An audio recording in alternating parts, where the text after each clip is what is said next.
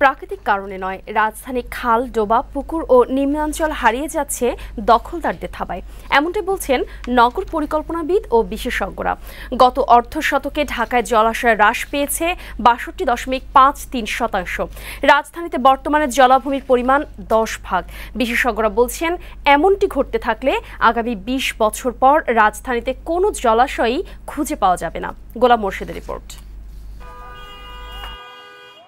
এভাবেই প্রথমে গড়ে তোলা হয় অস্থায়ী স্থাপনা ও বস্তি, ফেলা হতে থাকে আবর্জনা। তারপর একসময় সেখানে গড়ে ওঠে ভবন। নীরবেই মৃত্যু ঘটে জলাশয়ের। গেল ৩৫ বছরে ঢাকায় জলাশয় কমেছে অন্তত ৩৪ ভাগ। এমন বাস্তবতায় রীতিমতো জলাশয় শূন্য হওয়ার হুমকির মুখে রাজধানী। বাংলাদেশ স্বাধীন হওয়া পর্যন্ত এই জলাভূমিগুলো খুব বেশি দরকার হয় নাই, কিছু কিছু দরকার হয়েছিল। ভরাট করে মানুষ বাড়িঘর তৈরি করেছে। এখন যেহেতু জনসংখ্যা প্রচণ্ডভাবে বেড়েছে, সিটি কর্পোরেশন এলাকাতেই ১ কোটি। বাড়তে থাকা বিপুল জনসংখ্যার আবাসন চাহিদা পূরণ করতে গিয়ে রাজধানীতে নিয়মিত দখল হচ্ছে জলাশয়।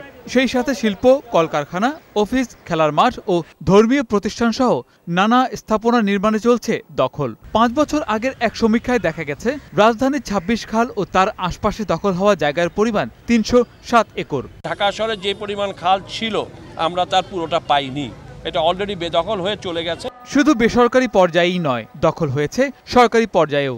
গণমাধ্যমের প্রতিবেদন অনুযায়ী দখল প্রক্রিয়ায় জড়িত স্থানীয় সরকার কর্তৃপক্ষ, ডেসা, ডিবিডিসি ও পানি উন্নয়ন বোর্ডও। এদিকে জলাশয় দখলমুক্ত করতে গেলেই বাধা আসে নানা মহল থেকে। হাইকোর্টের নির্দেশে ২০১০ সালে রাজধানীর জলাশয় উদ্ধারে অভিযান চালালেও তা বেশিদূর আগায়নি। উল্টো বছরের পর বছর পরিকল্পিতভাবেই দখল করে নেওয়া হচ্ছে রাজধানীর জলাশয়। গোলাম মোর্শেদ, বৈশাখী নিউজ, ঢাকা।